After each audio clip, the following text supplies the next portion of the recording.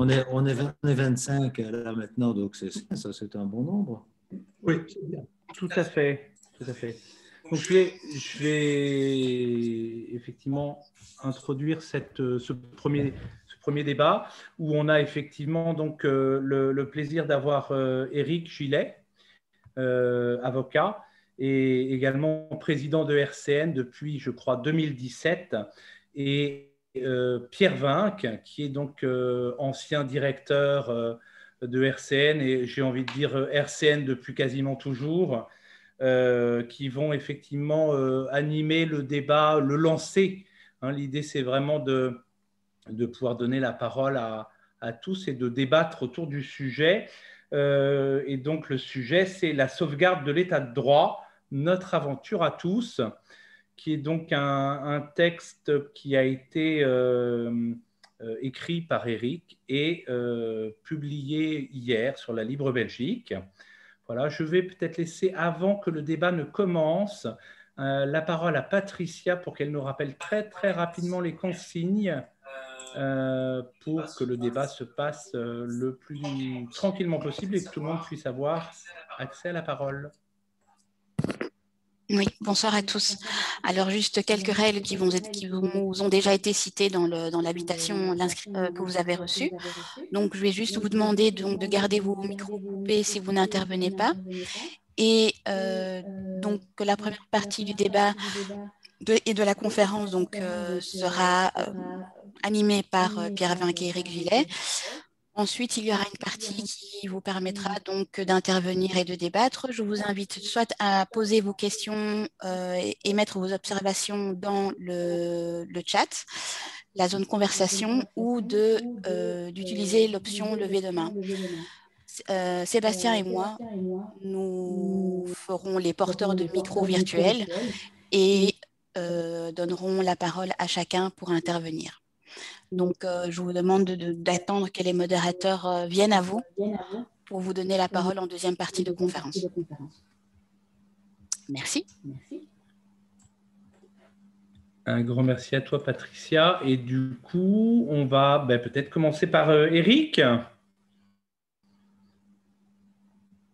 Oui, alors est-ce que tu nous merci entends à tous les deux d'avoir répondu. Donc, je vous entends, vous entendez. Et écoute, pour l'instant, on t'entend très bien. Vous m'entendez? Tout à fait. Tu peux y aller.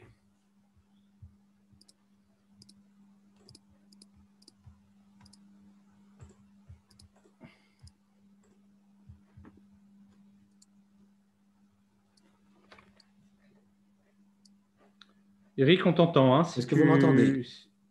Tout à fait. Ah, bon, d'accord. Bon, vous me signalez ou vous me faites un signe, hein, Sébastien, tu me fais un signe lorsque vous ne m'entendez plus. Et on va jouer alors un jeu de relais avec Pierre. L'avantage de ces visioconférences, c'est évidemment qu'on peut avoir des gens du monde entier, mais qui sont connectés avec des qualités extrêmement différentes. Voilà. Et donc, on doit en tenir compte. Et donc, il était convenu que Pierre prendrait le relais chaque fois que j'aurais éventuellement un problème. Vous m'entendez toujours? Tout à fait.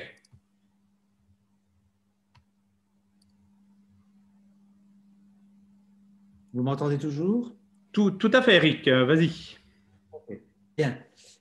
Donc, l'état de droit, c'est un sujet qui est beaucoup débattu hein, pour l'instant, qui inquiète les citoyens, puisque nous sommes soumis à des restrictions de liberté par des gouvernements, et que ce qui était admissible quand on était dans la première vague de la pandémie, dans une situation ressentie comme essentiellement temporaire, aujourd'hui le devient moins, alors que l'on ressent que l'on s'inscrit dans la durée. Et donc, naissent des questions sur la question de savoir notamment qui doit prendre le relais des mesures qui ont été prises jusqu'à présent par les gouvernements. Est-ce qu'il faut un grand débat parlementaire qui encadre l'action des gouvernements dans la gestion de la pandémie? Alors, ça, c'est une question de l'état de droit parce que autant les autorités de police ont toutes les compétences dans une situation temporaire pour prendre des mesures qui limitent les libertés, Et là, il y a un encadrement législatif tout à fait adéquat et approprié en Belgique. Autant on peut se dire qu'une fois qu'on dépasse la notion limitation temporaire des libertés, on sort du cadre de l'exercice normal des pouvoirs de police, et alors en principe le Parlement devrait prendre le relais, sauf que s'il ne le prend pas, on a une situation qui pourrait devenir attentatoire à l'état de droit. D'autant plus qu'on se pose la question de savoir si on ne devra pas s'installer à beaucoup plus longue durée dans la pandémie, et donc vivre avec le virus, comme disent certains, ce qui supposerait que le législateur fixe un véritable régime d'encadrement des libertés ou d'habilitation donnée aux exécutifs pour gérer la pandémie. Alors ça, c'est une dimension de l'état de droit, c'est le temps court, comme je pourrais l'appeler, hein, c'est-à-dire un événement d'actualité qui justifie que l'on porte atteinte aux libertés ou qu'on les limite dans l'intérêt général. Il y a d'autres événements d'actualité comme le terrorisme qui peut présenter une situation tout à fait semblable. Et on a connu des épisodes de ce type-là. Alors, il y a aussi la question de l'état de droit dans le long terme. C'est-à-dire, qu'est-ce qui, à long terme, dans la manière dont évoluent nos sociétés, menace l'état de droit ou au contraire constitue l'état de droit, sont constitutifs, ou qu'est-ce qu'il faut considérer comme facteur qui pourrait amener à consolider l'état de droit. Donc ça, c'est le temps long, je dirais, de l'état de droit. Et puis, il y a les liens entre le temps court et le temps long. On voit que dans le temps long, il y a aussi une tendance aujourd'hui à limiter les libertés, à pas nécessairement par des mesures d'ailleurs qui sont expresses, hein, mais qui parfois peuvent l'être simplement parce que nos sociétés évoluent d'une manière telle que nos libertés ou notre vie privée risquent d'être limitées. C'est notamment le cas de tout ce qui arrive en matière de données personnelles, où nos données personnelles sont de plus en plus répandues. Nous les donnons d'ailleurs spontanément dans le cadre de la fréquentation des réseaux sociaux, mais on se rend bien compte de l'atteinte à la vie privée que cette communication de nos données aux azimuts peut donner lieu. Donc ça, c'est un élément dans le long terme. Et puis, il y a ce que j'ai appelé, notamment dans mon article, l'évolution néolibérale et la lutte qui se joue au cœur même de l'État, le rapport de force des grands économiques et les citoyens qui veulent se défendre dans le cadre d'enjeux importants comme la lutte climatique, comme la menace contre la biodiversité.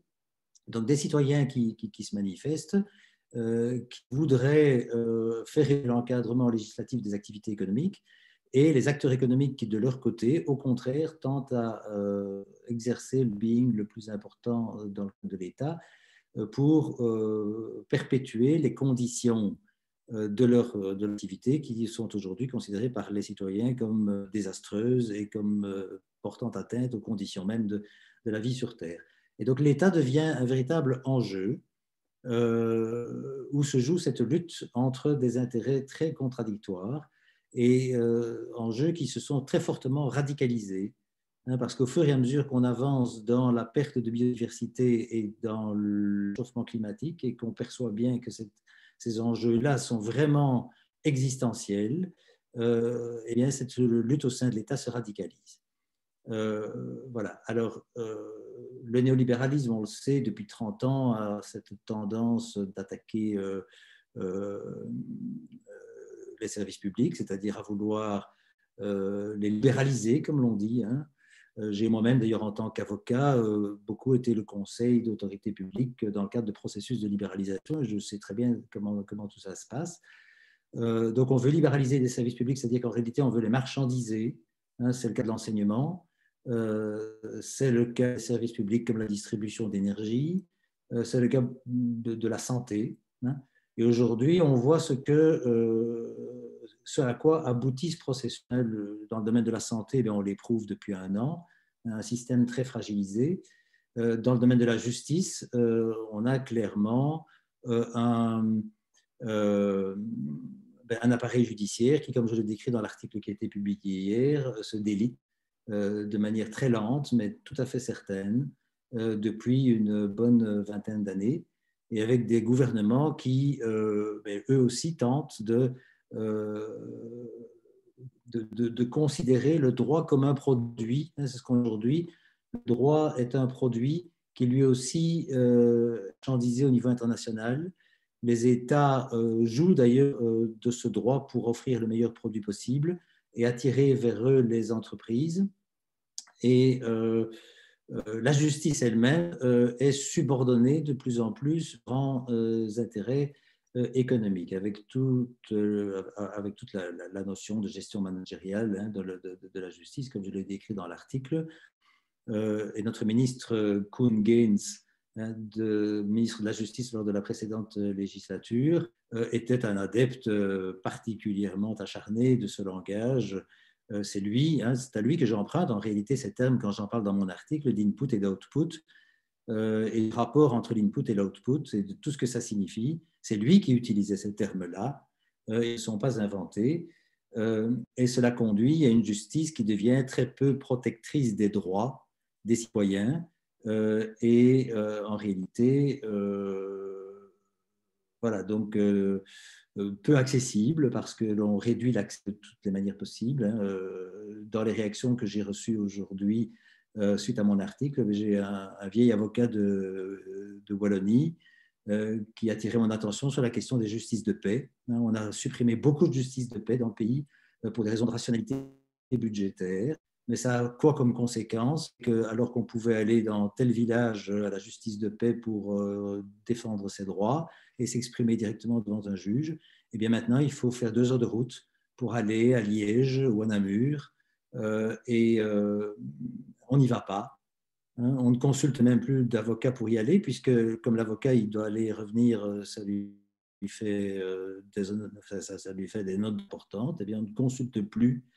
Et donc, du fait que la justice de paix n'est plus là, on doit désormais aller à la justice de paix de Liège alors qu'on vit à 50 ou 60 km de cette ville-là, eh bien, il y a un véritable problème d'accès à la justice et donc de défense des droits et donc d'état de droit qui se pose. Et donc, la situation actuelle dans le domaine de la justice est vraiment extrêmement occupante. Alors ça, c'est un domaine qui constitue le cœur de l'activité de RCN, évidemment, et c'est notamment ce qui a incité RCN à entamer cette discussion sur l'état de droit, ce débat qui débute aujourd'hui par cette réunion à laquelle on vous a convié, mais qui va évidemment se poursuivre parce que ce problème ne sera pas résolu ce soir. Alors ça, ce sont des questions, je dirais, pragmatiques, des expériences qu'on fait quant à l'accès à la justice. Il y a tout de même aussi ces fameuses questions de l'intervention du législateur. Beaucoup de gens aujourd'hui font confiance dans un débat parlementaire qui pourrait prendre le relais des mesures purement exécutives prises par les gouvernements jusqu'ici dans le cadre de la gestion de la pandémie.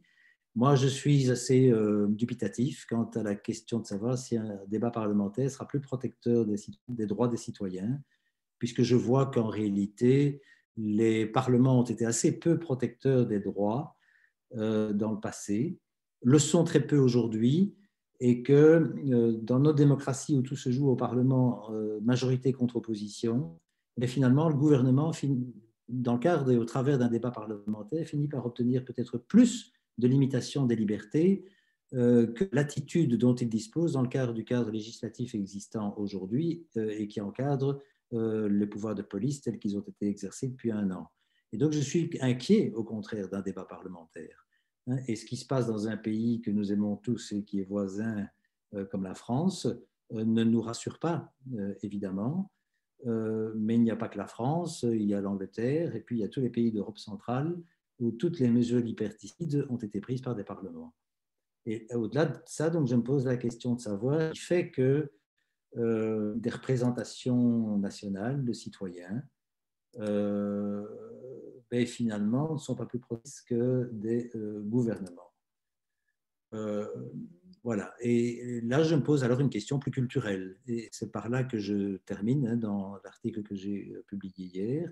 Question plus culturelle, c'est-à-dire quel est le degré de responsabilité que nous avons tous comme citoyens dans l'acceptation de règles attentatrices à l'état de droit. Il ne faut quand même pas oublier que souvent, si des gouvernements prennent des mesures qui limitent les libertés, c'est parce qu'ils croient susciter une plus grande adhésion de l'opinion publique à leurs objectifs politiques et une plus grande adhésion des électeurs au moment venu du vote. Et donc, c'est bien dans l'opinion publique qu'ils espèrent trouver un appui à des mesures qui sont liberticides. En matière de migration, il est inutile de faire un dessin. Hein. On a eu un secrétaire d'État aux migrations qui revendiquait de ne pas exécuter des décisions de justice parce qu'il estimait que les juges étaient hors de la réalité et qu'il avait sa conception de l'intérêt général et qu'elle s'imposait. C'est aussi lui qui assumait de rendre la vie impossible aux migrants à Bruxelles, c'est-à-dire en clair de violer leurs droits, parce que c'était le message qu'il fallait lancer à ceux qui étaient restés au pays et qui pourraient être tentés de rejoindre la Belgique. Il fallait que ces gens-là sachent qu'en Belgique, ils seraient maltraités et que ça ne valait pas la peine de venir. Theo Franken l'a à peu près en ces termes-là. Voilà. Et donc, se pose la question de savoir, en tant qu'RCN, qui avons des programmes d'éducation, des programmes de sensibilisation, notamment dans les écoles, quel est le message qu'on doit porter et donc d'identifier quels sont les ressorts sur lesquels on peut jouer auprès des citoyens pour leur faire prendre conscience de l'importance de l'état de droit. État de droit en tant qu'il inclut de manière substantielle, on ne peut pas concevoir d'état de droit autrement, la protection des libertés fondamentales. Voilà. Et donc ça, c'est un travail vraiment important à faire de long terme. Hein. Ça, c'est pas un travail qui peut porter ses fruits dans les semaines ou dans les mois qui viennent, mais qui est un débat tout à fait fondamental pour les 5 ou 10 ans qui viennent.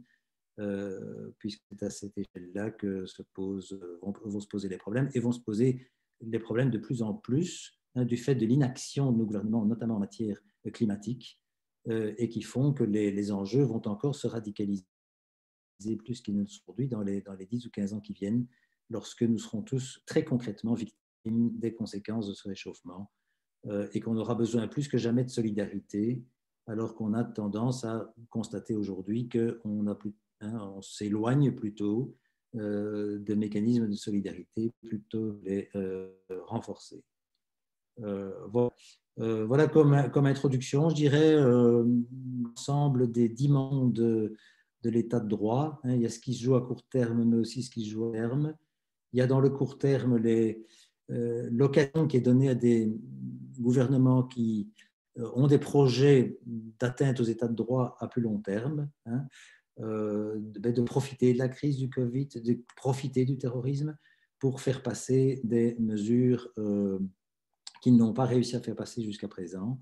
Je reviens à Koen Geens. Depuis toujours, depuis qu'il est entré en fonction comme ministre de la Justice, il voulait réduire les plaidoiries. Il veut absolument que l'on s'appuie beaucoup plus qu'on ne le fait sur la procédure écrite, parce que ça permet évidemment d'économiser des longs débats devant les juridictions et donc des ressources humaines, donc de travailler avec moins de juges. Et il n'était parvenu à imposer ce recours plus accru à la procédure écrite. Eh bien, maintenant, ça a été chose faite avec le Covid, ou l'occasion de dire, bon, ben, puisqu'il y a la distanciation, puisqu'on ne peut plus accepter le public en grand nombre dans les salles d'audience, etc., ben, pourquoi encore plaider? Il serait beaucoup plus efficace de s'en référer à la procédure écrite.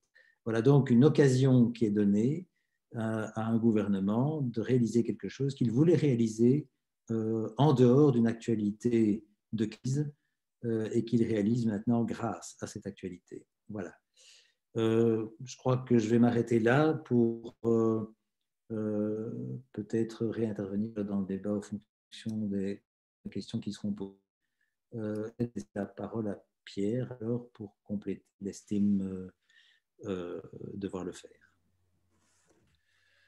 Éric, je ne vais pas compléter ce que tu dis si bien, et de toute façon, professionnellement, je n'ai pas le même champ de connaissances. Mais en tant que membre, administrateur de RCN et en tant qu'ancien directeur, il faut savoir que tous les programmes de justice, d'appui à la justice que nous avons menés depuis maintenant plus de 25 ans, ont toujours eu comme objectif général le renforcement de l'état de droit. C'est un concept que nous avons peu investigué parce que directement en dessous de l'objectif général, nous avions des objectifs spécifiques qui consistaient à restaurer la justice, à appuyer le système judiciaire, à renforcer les acteurs judiciaires. Et donc, on ne s'est pas souvent intéressé au concept d'état de droit. Est-ce qu'on parle aujourd'hui de l'état de droit uniquement parce qu'on craint qu'il soit bafoué? Peut-être pas. On n'a jamais autant parlé de l'état de droit depuis, on va dire, 1989, la chute du mur de Berlin. Jusque-là, c'était plutôt les idéologies, c'était le politique ou c'était le mouvement de l'histoire qui définissait les mouvements de la société. À partir du moment où effectivement le marché devient le seul horizon, il n'y a plus d'avenir. Dans la mesure où il n'y a plus d'avenir, il n'y a plus de perspective historique qui relie les gens les uns aux autres. Quant aux religions, elles ont perdu leur capacité d'union. Et donc, c'est à ce moment-là que revient le concept d'état de droit, puisque finalement, qu'est-ce qui va nous permettre de vivre ensemble, puisqu'il faut bien vivre ensemble? Je le dis expressément sous ce terme-là, ben c'est le droit. Notre référent principal est devenu en 30 ans le droit. Et donc, effectivement, l'état de droit a pris une telle importance. Qu'en était-il auparavant? Ben, auparavant, on en parlait beaucoup moins parce qu'on était sollicité et, je dirais, soumis justement à tous les mouvements idéologiques qui aujourd'hui ont disparu ou en tout cas fonctionnent en sous-main. Alors, la difficulté que moi je ressens par rapport à cet état de droit, c'est qu'on est dans des sociétés qui sont complètement juridicisées et, par extension, judiciarisées. Donc, je me trouve devant un paradoxe parce que nous voulons en même temps renforcer un système judiciaire qui est effectivement défaillant. Mais pourquoi est-ce qu'il est défaillant? C'est parce que tout le monde s'adresse à lui. Et donc, je pose seulement la question, je me dis, est-ce qu'il n'y a pas un risque à vouloir renforcer un système judiciaire qui est débordé par toute une série de conflits que la société en elle-même ne parvient plus à gérer? Alors, effectivement, ce qu'il y avait d'humain, ce qu'il restait d'humain dans la justice est en train de disparaître, mais est-ce qu'il n'y a pas lieu à avoir un peu plus d'optimisme dans le sens ou dans la mesure où se mettent en place des mécanismes différents, ou peuvent se mettre en place des mécanismes différents de gestion de conflits? On parle beaucoup de médiation, mais après tout, pour reprendre le mot de citoyen, le concept de citoyen, est-ce que les citoyens ne sont pas capables de faire tiers entre eux quand il y a des conflits et de supporter les tensions des conflits d'une manière telle qu'il n'y ait pas besoin d'embouteiller la justice? Donc, voilà.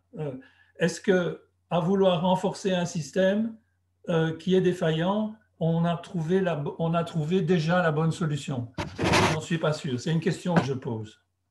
Alors, une deuxième question que je me pose, c'est que nous ne vous donnons pas une définition de l'état de droit parce que ce serait trop long. Et donc, je passe par rapport à cette question-là. Mais il y a un débat entre la différence entre un état de droit et une démocratie. Pour aller très vite, on dirait qu'une démocratie ne peut pas fonctionner sans état de droit. mais un État de droit peut fonctionner sans démocratie. C'est un peu provocateur, mais ça veut dire qu'avec l'État de droit, je sais au moins que si j'enfreins la loi, je serai puni, mais que si je n'enfreins pas la loi, je ne serai pas puni, je ne serai pas sanctionné. C'est un État dans lequel la contrainte ne s'exerce que parce qu'il y a une règle générale qui s'y applique. Ce serait une sorte de liberté négative, alors que la démocratie aurait plus à voir avec la liberté positive, la liberté qu'on se crée. Je ne résiste pas, néanmoins, par rapport à la liberté, de faire un petit aparté en vous citant une phrase de René Char, de nouveau. C'est celle-ci. À tous les repas, nous invitons la liberté à s'asseoir. La place demeure vide, mais le couvert est mis. On pourrait dire qu'avec l'état de droit, le couvert est mis, mais la liberté ne s'installe pas, elle ne s'assoit pas, elle est donc toujours à construire.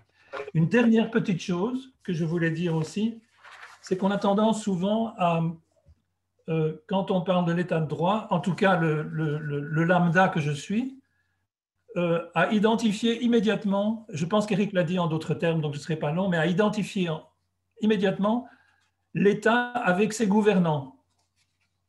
Et donc, on se trouve très vite à contester les gouvernants et en même temps à les affaiblir. Parce qu'aujourd'hui, l'État, pas seulement l'État de droit, mais l'État lui-même est extrêmement fragile. Et donc, il y a aussi un risque là de le refragiliser encore plus au lieu de le renforcer. Ce qui devrait être notre objectif, c'est renforcer l'État de droit pour la protection de nos libertés. Donc là, je vois aussi un danger, d'autant que les ennemis de l'État de droit ne sont pas forcément les gouvernants. Ça peut bien sûr être les parlementaires, comme Éric l'a dit, ça peut bien sûr être des juges qui n'appliquent pas correctement les lois, ça peut bien sûr être l'exécutif qui abuse de son pouvoir, mais ça peut être la société civile aussi, qui possède en son sein beaucoup d'ennemis de l'État de droit, et ça rejoint de nouveau notre responsabilité citoyenne et peut-être nos actions à nous aussi, à savoir lutter contre les faux cris d'orfraie que poussent les extrêmes gauches et les extrêmes droites en profitant d'une situation comme celle d'aujourd'hui pour dire qu'il y a des atteintes à l'état de droit. On sait très bien que leur objectif n'est pas l'état de droit, leur objectif, c'est les voix. Donc voilà, je vais en rester là aussi.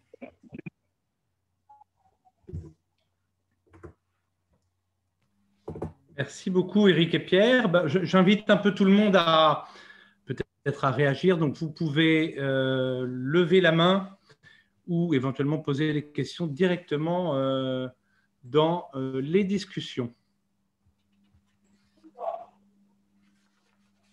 À qui la main?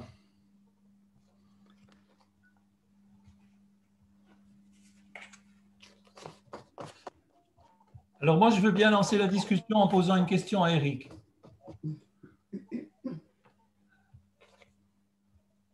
Eh ben, écoute, allons-y, pose ta question, Pierre, allons-y. Bon, devant le foisonnement contemporain du droit, c'est-à-dire presque l'inflation des lois, devant la multiplicité des lois dans lesquelles la protection de la vie privée et les droits fondamentaux sont rappelés immanquablement, et donc n'est-on pas forcément amené à constater des infractions? Autrement dit, ce n'est pas en sortant de l'empire du droit et de la justice qui le sanctionne que se trouve la sortie de ce cercle vicieux. Je prends un deuxième exemple. Les pays donc, que tu as cités, on pense à la Hongrie, à la Pologne évidemment, dans une perspective historique, aujourd'hui régressent, mais si on se reporte à il y a une cinquantaine d'années, on voit qu'il n'y avait aucun état de droit à l'époque et que donc on a progressé énormément et tellement vite que forcément il y a une régression dans l'exécution et l'application de l'état de droit, mais que peut-être il ne faut pas désespérer qu'il s'agit d'un mouvement normal face à une société qui n'a jamais connu que les dictatures et qui en a peut-être une nostalgie. Mais donc, on ne régresse pas au point zéro. Et donc est-ce que ces mouvements de plus d'état de droit, moins d'état de droit ne sont pas finalement quelque chose de réjouissant dans le sens où on peut s'y opposer, contester, revenir, repartir? Voilà. C'est ma question à Éric.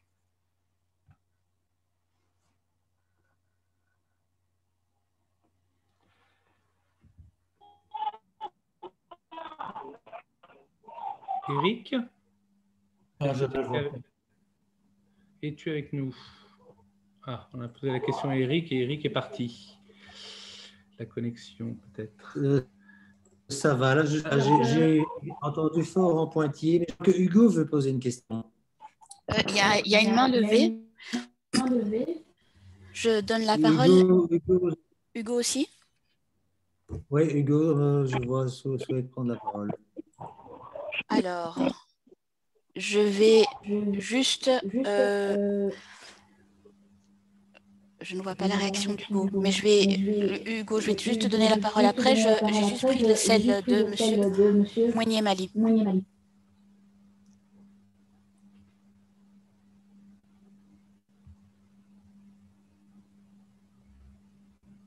Alors, bien, je passe la parole à Hugo, tant qu'il intervienne peut-être. Ah, voilà. Hugo est là. Je suis bien là.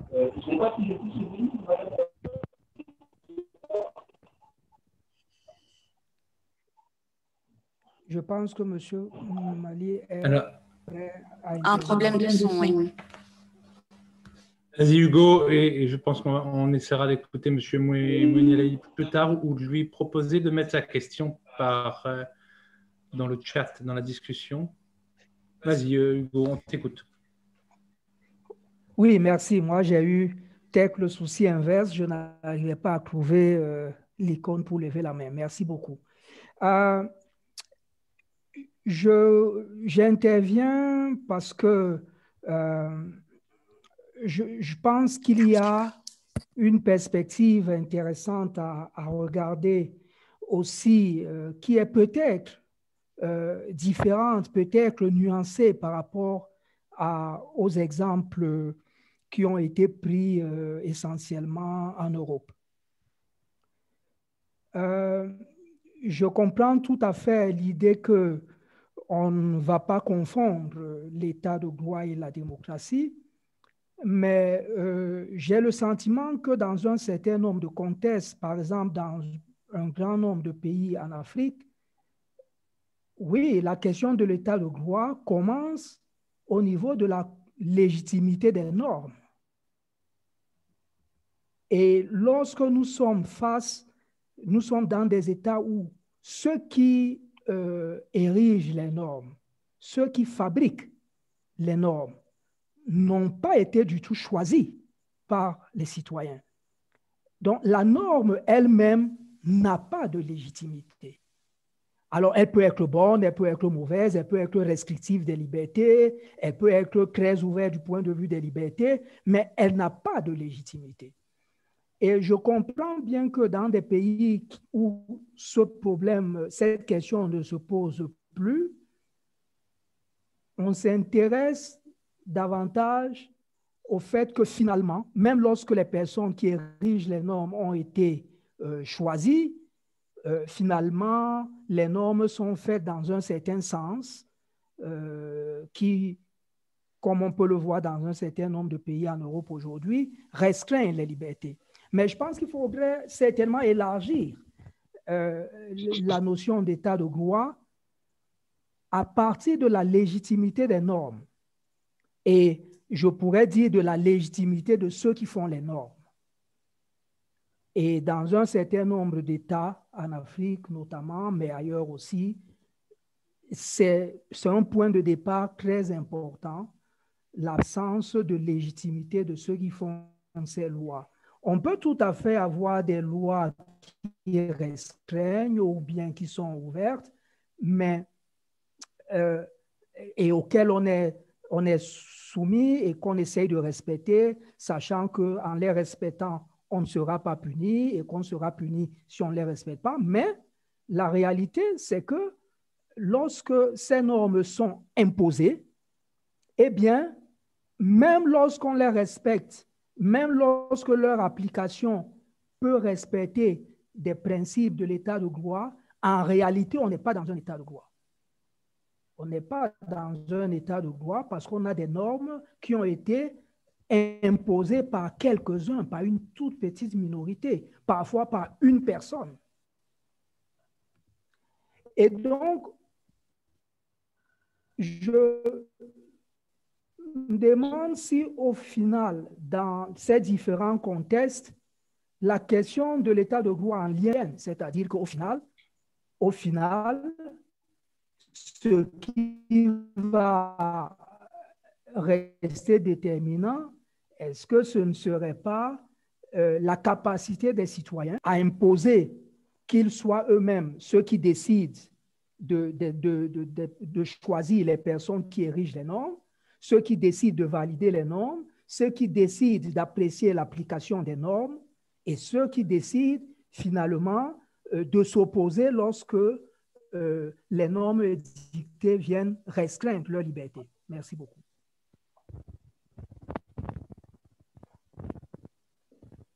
Alors, je propose du coup d'essayer d'écouter M. Moigné-Mali si la liaison est meilleure. M. Moigné-Mali, peut-être vous pouvez dire d'où vous appelez aussi, si ça peut être intéressant également. Le micro. Il faut ouvrir le micro. M. Moigné-Mali, s'il vous plaît.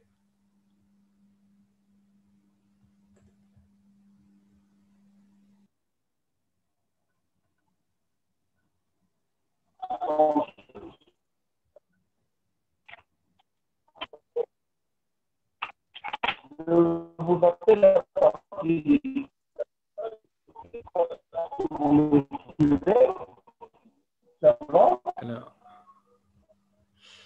alors monsieur Moigné-Mali, je ne sais pas si vous m'entendez, mais on vous entend extrêmement mal.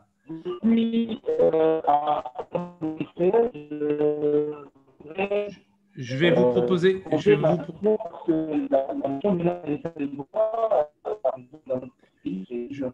Monsieur, est-ce que tout le monde est comme moi? Vous avez du mal à entendre monsieur Moigné-Mali, non? Monsieur Moigné-Mali, je vais lui demander de poser sa question dans la discussion parce qu'on a vraiment du mal. Et je propose du coup de passer peut-être la parole à Arnaud, qui avait demandé la parole. Arnaud? Oui, voilà, merci. Donc, je voudrais juste rebondir sur quelques points qui ont déjà été soulevés. Donc, je m'appelle Arnaud d'Outremont, j'ai travaillé pour RCN et je suis actuellement procureur, enfin magistrat fédéral au parquet fédéral à Bruxelles, donc je connais le système judiciaire de l'intérieur. Je voulais d'abord, peut-être en vrac, hein, mais rebondir sur la question de la vie privée sur laquelle Eric avait commencé. Alors, en sortant plus précisément de l'aspect Covid actuellement, mais j'ai le sentiment que, en fait, c'est un peu dans l'air du temps, c'est-à-dire que actuellement, avec l'hyperconnectivité, les réseaux sociaux, etc., tout le monde se départit de sa vie privée, enfin, ou beaucoup en tout cas, et qu'il y a une tendance générale de la société civile à mettre sa vie privée dans le débat, sur la place publique et alors je vais utiliser peut-être un terme un peu brutal, mais à se vautrer sur l'espace public. Je suis un vieux réfractaire par rapport à tous ces systèmes de médias connexion, etc. Mais je ne pose pas de jugement de valeur là-dessus, mais bon, voilà, il y a vraiment de grosses dérives, je pense, qui donnent en fait la possibilité aux autorités publiques de prendre, d'accrocher quelque part ce qu'on met en pâture dans l'espace public. Et donc, je dirais simplement, je sens qu'il y a quelque chose là dans l'air du temps qui fait qu'il y a, et on en a déjà parlé, une responsabilité aussi de la société civile par rapport à ce qui peut se passer. Et il y a une sorte d'opportunité qui est prise aussi de la part des pouvoirs publics, ou d'opportunisme en tout cas, par rapport à ces coups de boutoir contre notre vie privée. Par rapport à l'état de droit, alors, bon, je vous disais, moi, je connais le système judiciaire de l'intérieur, donc dans la conception classique, on va dire, des trois pouvoirs, pouvoir judiciaire, législatif, exécutif et judiciaire, le judiciaire étant toujours cité comme le troisième pouvoir. C'est vrai que dans la conception classique, le rempart pour l'état de droit, c'est le pouvoir judiciaire. Actuellement, et ça c'est très fort marqué depuis Kuhn-Jens, mais il y avait déjà une tendance auparavant, et ça fait des années que le pouvoir judiciaire est en déliquescence. En fait, au niveau des moyens, je vais en parler assez à l'aise parce que au parquet fédéral, comme on s'occupe des affaires de terrorisme, je le dis clairement, on n'a aucun problème de moyens de fonctionnement, parce que dès qu'on brandit le panneau terrorisme, les moyens sont mis à disposition. Mais avant de travailler au parquet fédéral, j'étais dans un petit parquet d'arrondissement, donc j'ai connu aussi les difficultés logistiques de moyens humains, etc. Et donc clairement, le pouvoir judiciaire est malmené. On a parlé de Kuhn-Jens avec son modèle économique qui était tout à fait calqué sur le système des Pays-Bas, en fait, qui nous imposait une rentabilité, qui nous demandait une rentabilité. D'ailleurs, les moyens financiers qui seraient mis à disposition du judiciaire sont liés aux résultats du judiciaire. Donc, tel arrondissement produirait autant de résultats et bénéficierait par conséquent d'autant de moyens en plus. Par contre, si les résultats sont insuffisants, les moyens sont réduits. Donc, on est allé très loin dans cette conception de rentabilité. Maintenant, avec M. Van Quickenborne, on est plutôt dans une vision qui est très branchée sur tout ce qui est informatisation et moyens techniques, ce qui est, je veux dire, welcome, très bien, ça nous manque terriblement, mais c'est un peu réducteur aussi. Et son slogan m'a toujours un peu surpris. Donc, pour lui, la justice, ça doit être une justice plus humaine, plus rapide et plus ferme. Alors, j'aime bien le terme humain, mais si on rajoute ferme et rapide, après, je trouve qu'il y a un minimum de contradiction. En tout cas, moi, je n'arrive pas tout à fait à comprendre le lien, même si je comprends l'idée, c'est qu'évidemment, l'arriéré judiciaire est catastrophique et que la première victime est le citoyen. J'ai une collègue qui disait, en fait, dans les trois pouvoirs habituels, le pouvoir judiciaire est le seul à avoir un ministère, en fait. On a un ministre de la justice, on a un ministère de la justice. Elle dit, il n'y a pas de ministre du législatif, il n'y a pas de ministre, enfin, il n'y a pas de ministère du législatif, il n'y a pas de ministère de l'exécutif, mais il y a un ministère du judiciaire, enfin, de la justice. Ce qui démontre que le judiciaire est considéré comme faisant partie d'une sorte d'administration. Et c'est vrai qu'on nous renvoie souvent l'image d'étant l'administration judiciaire. Donc, il y a quelque chose de symbolique là qui est assez flagrant, je trouve, et j'aimais bien son idée. En fait, il ne nous faudrait plus de ministre de la Justice, il faudrait qu'on fonctionne avec une dotation comme le Parlement, ce qui accorderait vraiment beaucoup plus d'indépendance au judiciaire. Je vais aller un peu plus loin. Donc ça, c'est l'état du judiciaire. Je voudrais rebondir aussi sur ce que Pierre disait par rapport au mode alternatif de résolution de conflits. Et là, je suis évidemment 1000 fois d'accord. Avec tous les efforts qu'on peut faire, et même avec des augmentations de budget telles qu'elles sont annoncées, il y a une telle inflation. Jérôme, après. Une telle inflation de litiges que l'appareil judiciaire n'arriera pas. Je l'ai dans la discussion, tu as d'autres, non? Notre modérateur à son micro. On n'arrivera pas à absorber tous les litiges qui sont actuellement générés par l'inflation législative qui offre aux citoyens de plus en plus de possibilités de mettre leurs litiges entre les mains de la justice et d'obligation aussi de pouvoir défendre leurs droits, évidemment. Mais donc, ça nous oblige effectivement à s'orienter vers des modes alternatifs de résolution de conflits. Et il faut faire preuve d'imagination là-dessus. Une inquiétude par rapport à ça, autant la médiation, moi je suis un grand fan de la médiation, que ce soit au civil ou au pénal, familial, tous les modes de médiation. Une inquiétude, c'est l'orientation qui est aussi, cette tendance à orienter le judiciaire vers de l'administratif. Donc, des sanctions administratives, tout ce qui est sanctions judiciaires avec la garantie des procédures judiciaires et de l'indépendance du pouvoir, est orienté vers des procédures administratives. Et là, on perd quand même une énorme garantie au niveau, même s'ils essayent de calquer les procédures administratives sur les procédures judiciaires avec des recours qui sont, c'est assez surprenant, mais vous commencez par une sanction administrative et puis le recours revient par la fenêtre dans le judiciaire parce que le recours peut être formé devant une instance judiciaire, pour certaines matières en tout cas. Donc, il faut être attentif dans la façon d'alléger la tâche du pouvoir judiciaire, sachant que la médiation, en tout cas dans la majorité des situations, doit être validée à un moment par le pouvoir judiciaire. Je ne vais pas être beaucoup plus long, mais juste, je voudrais venir sur le pouvoir législatif alors, avec une inquiétude, et je rejoins évidemment tout à fait Hugo quand il expliquait que les normes en tant que telles étaient la base même de l'état de droit. C'est le législatif qui produit les normes. J'ai une petite inquiétude aussi dans la situation actuelle, et on voit que dans la période Covid, ça a été court-circuité par l'exécutif.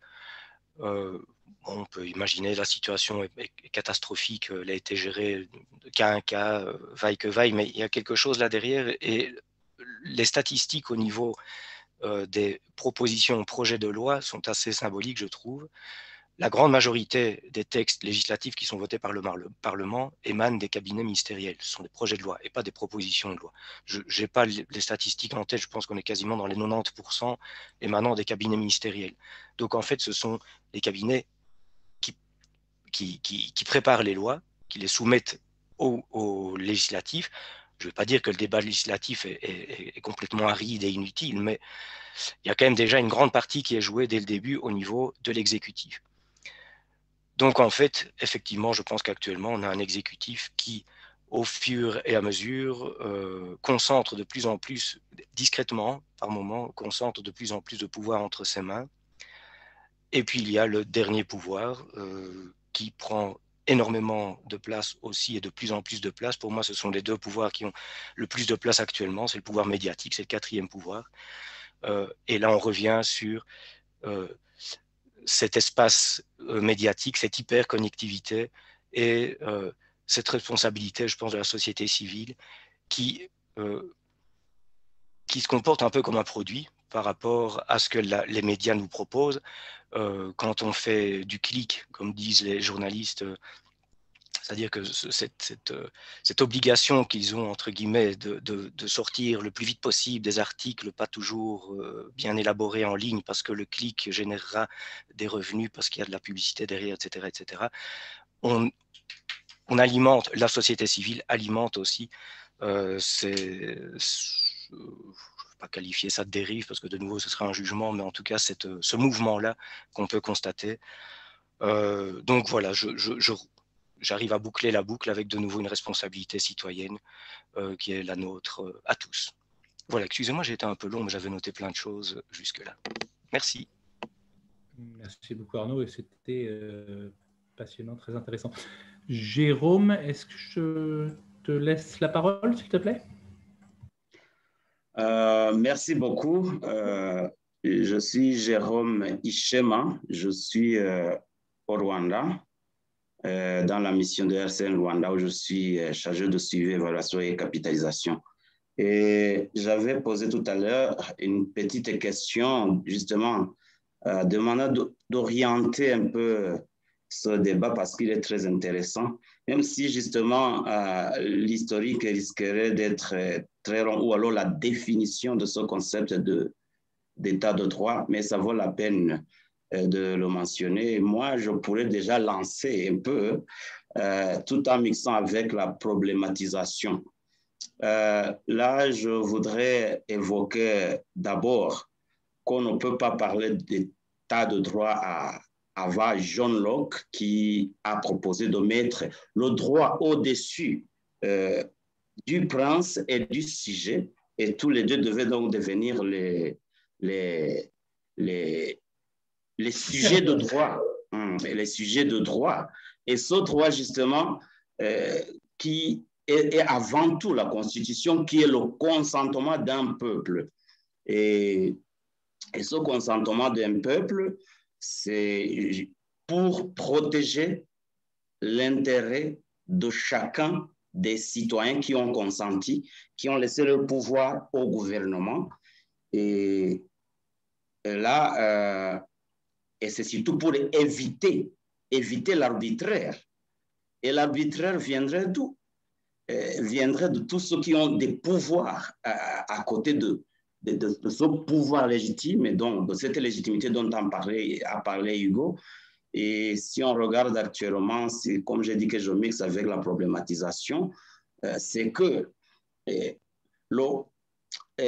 cette constitution-là, peut-être, oui, les principes sont là, mais les pouvoirs en place, maintenant on visite Montesquieu, comme on vient de le dire tout à l'heure, on peut trouver que bon, le parlementaire est tellement affaibli face à celui qui devait donc définir son droit à représenter le peuple. Il est affaibli parce que avec ce fameux lobbying des puissants, de ceux qui ont les pouvoirs financiers, les décisions ne vont pas toujours dans le sens de cette légitimité parce que les décisions, les débats peuvent être influencés par ceux qui sont puissants et ce parlementaire n'a pas de protection. Il a peut-être ce qu'on appelle l'immunité, mais c'est sur le plan principiel. Et sur le plan principiel, mais de facto, il n'a pas la garde nationale. Il peut être menacé, il peut être menacé à l'avance ou après. Alors, le parlementaire est affaibli pour vraiment garder cette droite et raison de la Constitution dans la hiérarchie des normes.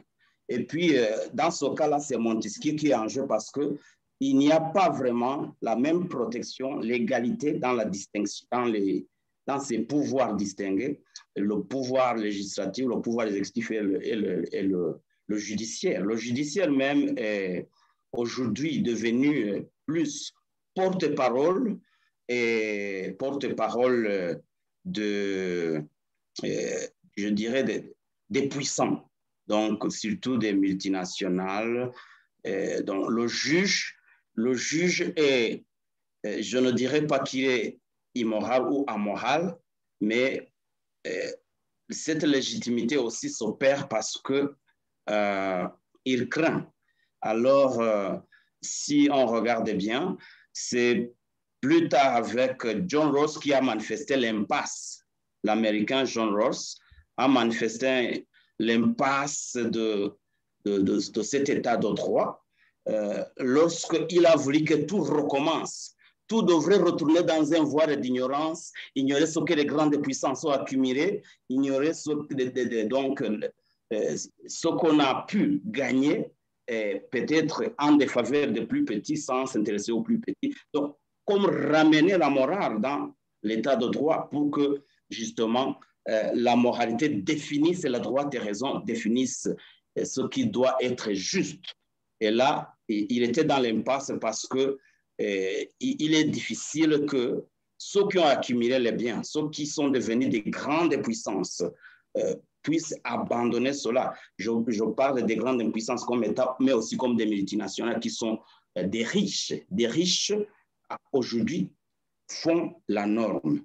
Et à cause de l'intérêt économique qui est en avant de la moralité aujourd'hui, l'état de droit semble avoir perdu son contenu, qui est la sécurité humaine, face à ce que vous avez appelé la sécurité tout dans le texte.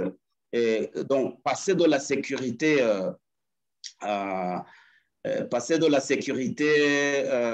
nationale à la sécurité humaine, ça a été l'objet d'un rapport du PNUD en 1994.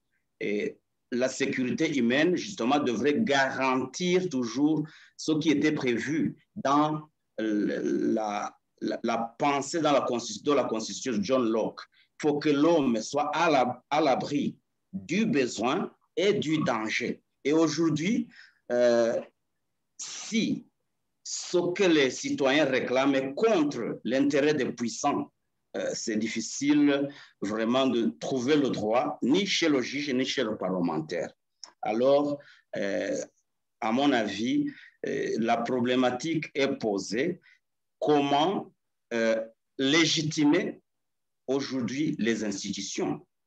Comment légitimer les institutions pour éviter l'arbitraire et surtout le bras droit de ceux qui défendent leurs intérêts économiques utilisent les médias pour un peu persuader que les citoyens, que disons, les gouvernants qui représentent donc ces multinationales davantage que représenter les citoyens, c'est eux qui, donc c'est ces multinationales-là qui essaient de définir par les médias que les décisions qui sont prises sont bonnes, sont justes, alors qu'en vérité, ce n'est pas vrai. Alors, il y aura des stratagèmes qui peuvent être développés justement pour empêcher de prendre la parole.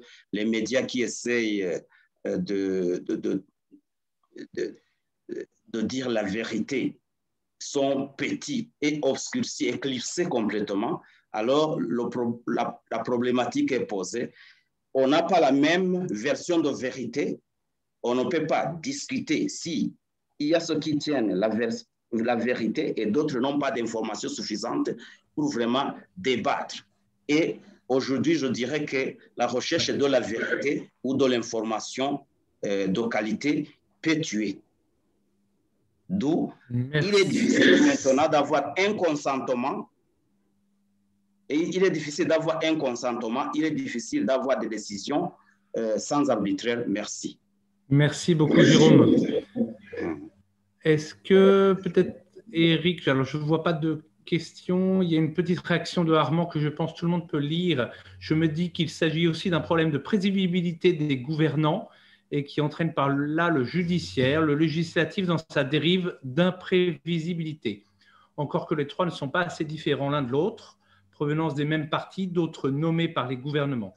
On ne suit pas les évolutions, changements sociétaux afin de rendre la justice telle que voulue par les populations. Sinon, pour moi, que la société soit aujourd'hui juridicisée et judiciarisée. Il n'y a jusque-là pas de problème à mon sens, pourvu que la justice suive pour adapter à sa manière à répondre aux requêtes de la société. Merci Armand. Eric, peut-être un retour, un éclairage? Oui, vous m'entendez là? Tout à fait. Je constate qu'un certain nombre d'intervenants qui sont intervenus maintenant abordent la question de la légitimité du droit, notamment en fonction de la légitimité des producteurs de l'arme. Et c'est évidemment quelque chose d'important parce qu'on touche là aussi à un des éléments de définition de l'état de droit. C'est quoi l'état de droit? Est-ce qu'on peut le prendre de manière abstraite et indépendamment de son contenu? Les lois anti-juives du régime nazi obéissaient quelque part à la notion d'état de droit. Elles avaient été adoptées par des parlements et elles étaient exécutées par un gouvernement et des forces de police.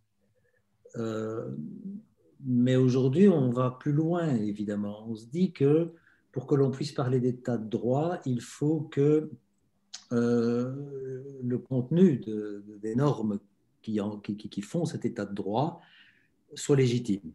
Bon, notamment qu'il soit respectueux des libertés et que les normes aient été produites dans des conditions qui les rendent effectivement légitimes. Aujourd'hui, c'est vrai qu'il y a l'idée qu'un état de droit qui consacre de manière unilatérale certains intérêts économiques, comme cela vient d'être exposé, n'est peut-être plus nécessairement synonyme de démocratie, pour approcher une thématique chère à Pierre sur les rapports entre état de droit et démocratie, ou d'égalité devant la loi, surtout si par ailleurs la déliquescence du système judiciaire crée de l'impunité pour les puissants, tandis qu'il est facile de continuer à sanctionner les faibles. C'est vrai que c'est un élément du système judiciaire dont on n'a pas encore parlé aujourd'hui, mais le fait que le système judiciaire fonctionne difficilement crée de l'impunité, mais de l'impunité inégalitaire. C'est-à-dire que les dossiers difficiles, les grands dossiers de criminalité en col blanc, on l'a vu avec l'affaire Fortis par exemple tout récemment, ne parviennent plus à aboutir. Et si on a élargi la possibilité de transaction pénale en 2011, c'était principalement pour cela. C'était parce que les parquets généraux étaient en faveur de cette transaction parce que ça permettait au moins de rentrer de l'argent dans les coffres de l'État, à défaut de condamner les gens qui auraient dû être condamnés. Parce que le système judiciaire était simplement plus capable de mener à terme des enquêtes et des procès concernant la grande délinquance en col blanc dans des délais raisonnables. Tandis que les petits procès, petites délinquances sont faciles à mener et continuent à l'être. Et ça pose un grand problème de légitimité et de notre état de droit, de cet état de droit qu'est l'état de droit belge, qui est l'état de droit français ou peut-être aussi rwandais, burundais, etc. Et de ce point de vue-là, finalement, je crois que les questions se posent de plus en plus dans les pays d'Europe, comme ils se posent dans des pays en Afrique, en Asie, en Amérique du Sud, etc. Moi, je trouve que les problématiques qui doivent être abordées quand on parle d'état de droit sont de plus en plus similaires dans tous ces pays-là. On a déjà eu souvent, notamment au conseil d'administration de RCN, et je crois qu'on était assez d'accord pour dire qu'effectivement, aujourd'hui, il y avait une certaine horizontalité des problématiques, c'est-à-dire qu'il n'y a plus des problématiques propres aux pays du Sud et des problématiques propres aux pays du Nord. On est tous dans le même bain quand on parle des questions d'état de droit aujourd'hui, et c'est ce qui fait d'ailleurs qu'on peut aussi facilement en débattre qu'on l'a fait aujourd'hui, et c'est ce qui fait qu'on peut tous se sentir solidaires dans la discussion sur ces problématiques-là. Je dis toujours, on se dit d'ailleurs, j'ai débattu souvent pour la question des migrants. Les migrants quittent des problématiques d'état de droit, c'est pour ça qu'ils fuient chez eux. Et puis surtout, leur parcours, ils rencontrent des violations de leurs droits. Il n'y a pas d'état de droit à travers la Libye, etc. Et puis ils arrivent en mer Méditerranée, ils abordent les rivages de l'Europe et les violations qu'ils subissent finissent par être exactement les mêmes que celles qu'ils ont fuies. Et donc tout ce parcours du migrant illustre aujourd'hui cette solidarité des problématiques auxquelles nous sommes confrontés aujourd'hui. Et voilà. Et donc se pose cette question de légitimité des acteurs qui adoptent les normes. Et c'est un problème extrêmement crucial et qui, je trouve, doit nous faire ressourcer notre réflexion sur la notion de citoyenneté et sur la participation des citoyens à la production de ces normes. Est-ce que la manière dont nous sommes organisés aujourd'hui en démocratie est toujours appropriée par rapport à l'exigence de gérer des services publics sous la forme commune, par exemple, donc, dans le cadre d'une démocratie très participative, et ainsi de suite. Est-ce qu'il n'y a pas de démocratie directe qui doit être injectée dans notre système, qui nous permet de produire des normes en dehors des systèmes où la production de normes est dominée par les puissants, comme vient Rome. Voilà ma manière, je dirais, de me poser à moi-même les problèmes aujourd'hui. Merci Eric. J'en profite pour poser donc la question de M. Moueni-Mali. Quel mécanisme peut-on mettre en œuvre pour promouvoir l'état de droit lorsque la Constitution et les autres textes prévoient que les gardiens de cet état de droit soient soumis aux gouvernants?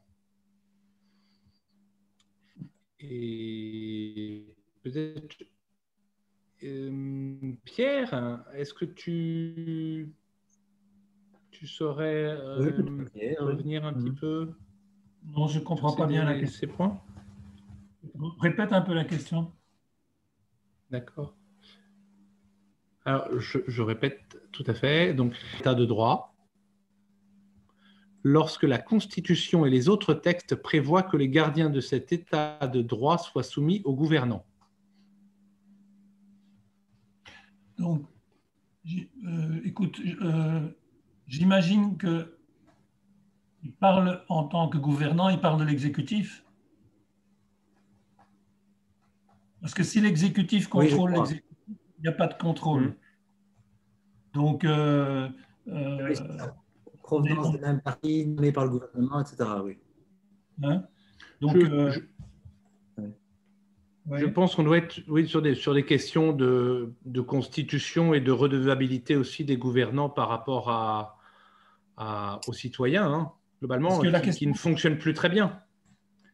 La question qui est posée, à mon avis, c'est celle de la séparation des pouvoirs. Et comment fait-on quand il n'y a pas de séparation des pouvoirs? C'est comme ça que je l'entends. Mais... Eh bien, allons-y là-dessus. On va demander à M. Mouhenimali de préciser, mais par là-dessus, Pierre. La question, elle est vaste, parce que quand il n'y a pas de séparation des pouvoirs, il faut la conquérir, je pense. Je ne vois pas d'autre moyen que de la conquérir. Je n'ai pas de réponse toute faite là-dessus. On est dans le cas d'un État despotique.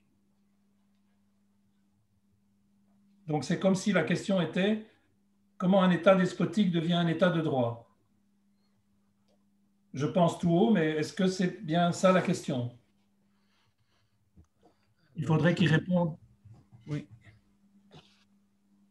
Malik, peut-être, vas-y. Il me semble que c'est aussi un problème de légitimité. Oui, mais qui se conquiert comment? Quelqu'un veut parler ou...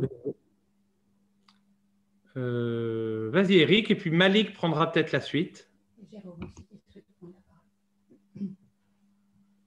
Il me semble que la question ici questionne aussi la légitimité, hein, c'est-à-dire que à partir du moment où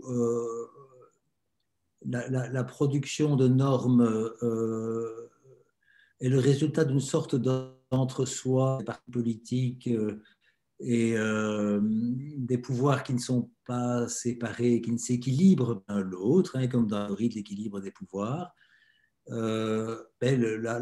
l'évolution du droit devient beaucoup plus imprévisible, hein, ce qui est une autre manière de dire qu'elle prend le risque d'être arbitraire et donc imprévisible fatalement. Et alors, la question, se pose alors la question, effectivement, de savoir dans quelle mesure on est encore dans un état de droit. La question n'est pas très claire, mais moi, je la vois un petit peu comme posant cette problématique-là.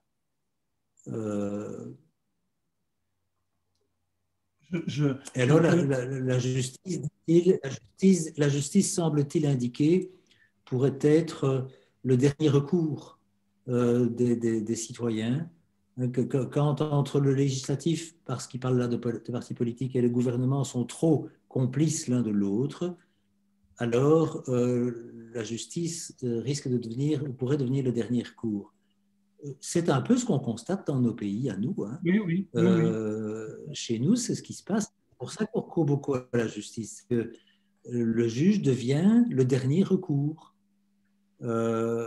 En matière de changement climatique, par exemple, c'est tout à fait évident. Les citoyens se tournent vers la justice vraiment en désespoir de cause et espèrent d'obtenir d'un juge ce que peut-être un juge ne peut pas offrir.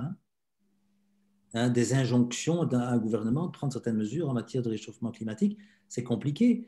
Mais ça reste... le juge devient véritablement le dernier recours.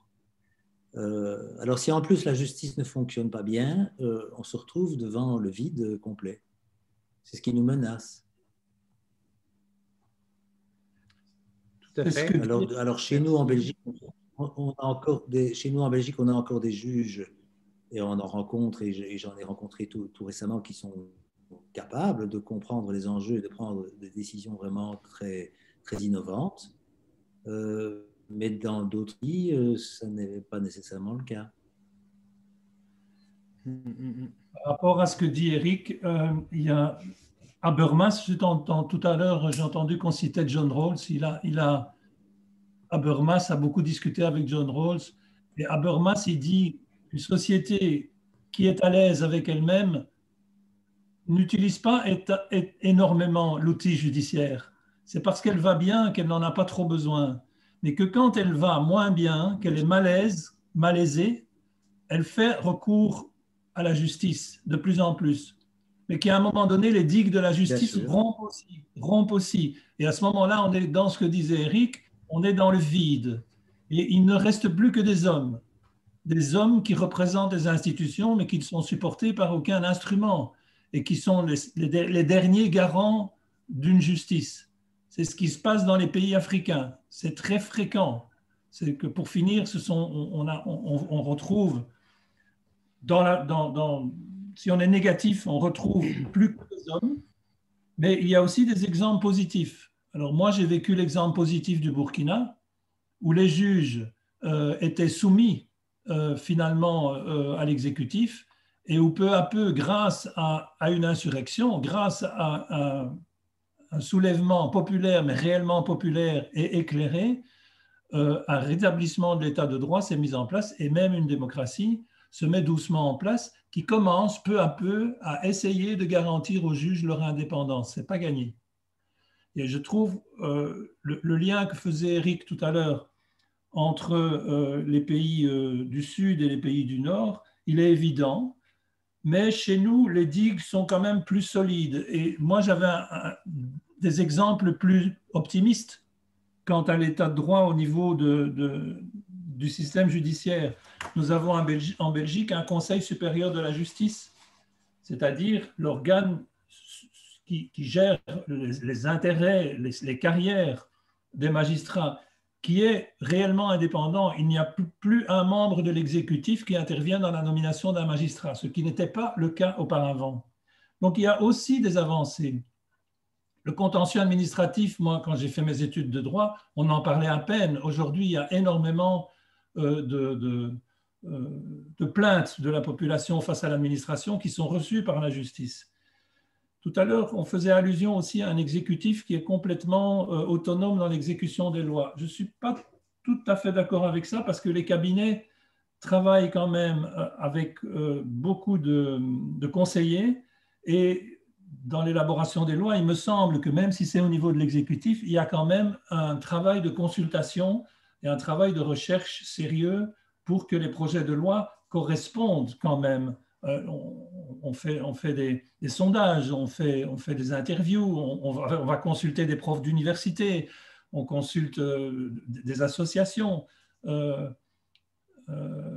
Donc je pense qu'il y a aussi des avancées dans l'état de droit. C'est très paradoxal, mais je le ressens comme ça. Je ressens aussi des points plus positifs qui donnent quand même de l'espoir. Je sens aussi qu'il y a des juges qui sont extrêmement conscients du rôle qu'ils peuvent jouer et qui exercent effectivement leur autorité, leur pouvoir. Voilà. Donc j'ai un peu plus d'optimisme peut-être que des versants pessimistes, disons. Il y a aussi un versant optimiste pour moi. Un autre exemple, c'est effectivement les arrêtés ministériels, comme disait tout à l'heure Eric, c'est plus le moment, il faut une loi. La société civile s'en plaint, fait des exposés là-dessus, fait des cartes blanches, et le Parlement ou les gouvernements, effectivement l'exécutif, se met à tenter l'élaboration d'une loi qui fera l'objet d'un débat parlementaire. Alors c'est vrai, parlementaire, on ne sait pas encore trop ce que ça veut dire, mais voilà, c'est pour un peu tempérer la noirceur du propos qui m'apparaît parfois comme grande, on va dire. Merci beaucoup Pierre. Alors Malik, j'ai vu que tu parlais de printemps arabe. Est-ce que tu as peut-être une réaction à poser? Sinon, je passerai la main à Jérôme. Non, c'était tout à l'heure lorsque Pierre voulait amorcer le début de réponse et qu'on posait tout dans le cadre de l'état de droit. C'est que tout simplement aussi, quand c'était le cas, cette espèce de verrouillage entre les trois pouvoirs, quand le pouvoir n'arrête plus le pouvoir et que les gouvernants sont partie prenante, juste qu'il fallait aussi souligner qu'il y avait l'insurrection. Ça a été un peu les printemps arabes, ça s'est passé au Burkina, Ça s'est passé récemment au Mali où le président a été renversé. Donc, au bout d'un moment, effectivement, la réponse devient politique et elle vient du peuple. Donc, après, il n'y a pas que des solutions juridiques. Je veux dire, à un moment donné, il y a un changement. La souveraineté, ça appartient au peuple. Il lui appartient aussi à un moment donné de se soulever et de se choisir les institutions bien que dans le cas du Mali, on n'est pas encore là. Mais voilà. Moi, je voulais juste souligner quelque chose qui était intéressant dans le débat et qui apparaissait maintenant en filigrane. C'est vrai, c'est le lien entre le Nord et le Sud.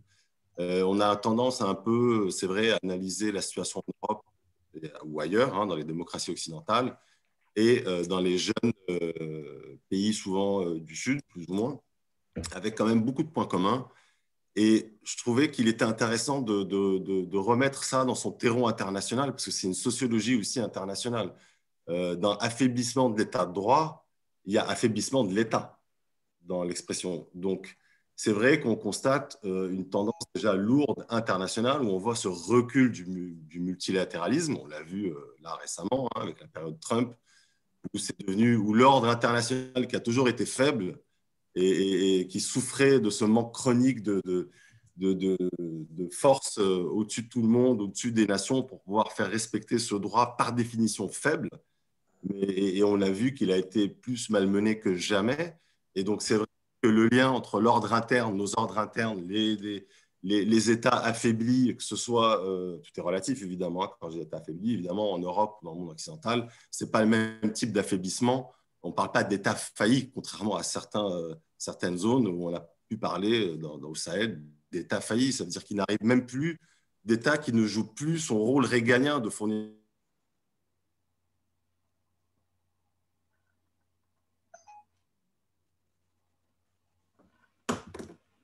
J'ai l'impression qu'on a perdu Malik. On dirait. Alors, c'est dommage, c'était très intéressant. Alors, on reprendra peut-être avec Malik un peu plus tard. Je passe un petit message à mesdames. On ne vous a pas beaucoup entendu, alors prenez le temps de peut-être trouver de quoi rebondir. Je vais passer la main à Jérôme. Et Jérôme, je vais te demander peut-être d'être un petit chouïa plus synthétique que tout à l'heure. Oui, tout à fait. Mais je te donne la parole, merci. Mais c'était aussi intéressant. Vas-y. Merci beaucoup. C'était justement la question de Mouéné Mali. Je ne sais pas si j'ai très bien compris, mais je pense que c'est une aporie justement, parce qu'il se demande une question déjà classique, parce qu'il y a toujours un puissant au-dessus. Dans la société, il y a toujours des puissants qui sont au-dessus et qui vont tenter d'être au-dessus de la loi. Alors, c'est la question que j'ai compris. Or, c'est une question classique parce que les épistémologues comme Karl Popper ont tenté de formuler justement la question classique qui doit gouverner, qui était posée par Platon et qui s'appliquait aussi aux autres comme Karl Marx et tous ceux qui pensent que, bon, la question est qui doit gouverner. Et pour Platon, c'est les aristocrates. Pour les démocraties, c'est le peuple. Pour Karl Marx, c'est les prolétaires. Et j'en passe. Et Karl Popper avait reformulé la question en disant comment plutôt mettre en place des institutions qui puissent déposer un gouvernement incapable sans effusion de sang ou sans violence. Et comment changer les gouvernants qui sont incapables sans verser du sang, sans violence, pour que la société civile puisse continuer. Donc, c'est dans ce sens. Et aujourd'hui, on trouve que justement, ça se développe déjà ce qu'on appelle l'état profond. Et ce concept d'état profond qui a été actuellement mis en exergue avec la situation aux États-Unis, ça vaut la peine d'être évoqué parce que actuellement, justement, on voit qu'il y a des forces qui se cachent, qui ne sont pas tellement visibles, mais qui sont plus puissantes que le pouvoir, les institutions ou les gouvernants reconnus, légitimes. Voilà. Merci.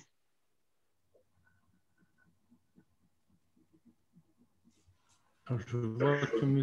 Josias a levé la main. Josias Loconi. Monsieur, je suppose. Oui, monsieur. Oui, monsieur Lorias, Bonsoir. c'est à vous? Oui, c'est bien. Ouais. Bonsoir à tout le monde. Bon, j'ai suivi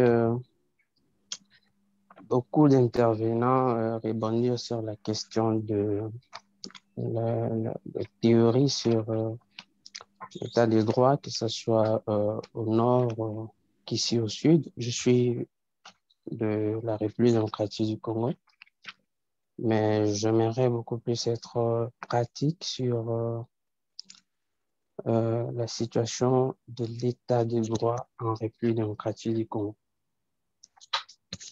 Je pense que le concept de l'état des droits tel que abordé en Occident n'a pas toutes ses assises ici en Afrique et en République démocratique du Congo notamment, puisque on pouvait bien emprunter des raccourcis pour dire, bon, c'est un État assis sur le respect des normes ou un État assis sur la légitimité des acteurs qui éditent les lois, lesquelles lois fondent cet État des lois, ou dans cet État, c'est effectivement le pouvoir judiciaire qui est le garant, qui est le rempart de cet État de droit. Je trouve que c'est facile de le dire. Peut-être oui, en Europe, mais ici, c'est tout un processus, un long processus alors, où il faut examiner toutes les profondeurs. Déjà parce que si les juges sont pris en otage, comme c'est le cas souvent en Afrique, et plus précisément dans notre pays, on ne peut pas comprendre l'état de droit dans ces conditions. Donc, je trouve quand même que l'état des droits tel qu'est abordé en Occident ne signifie, ou quand bien même ça signifie la même chose, mais n'a pas vraiment des assises ici en République démocratique du Congo, d'autant plus que bien avant d'arriver là, il faudrait qu'il y ait des processus que je trouve être ignorés. En tout cas, ce soir, le peuple doit se réapproprier les pouvoirs tout d'abord. J'ai aimé l'intervention de celui qui a parlé de l'insurrection au cas où les juges les juges qui autrefois devraient être les derniers recours et la justice les derniers remparts ne le sont pas.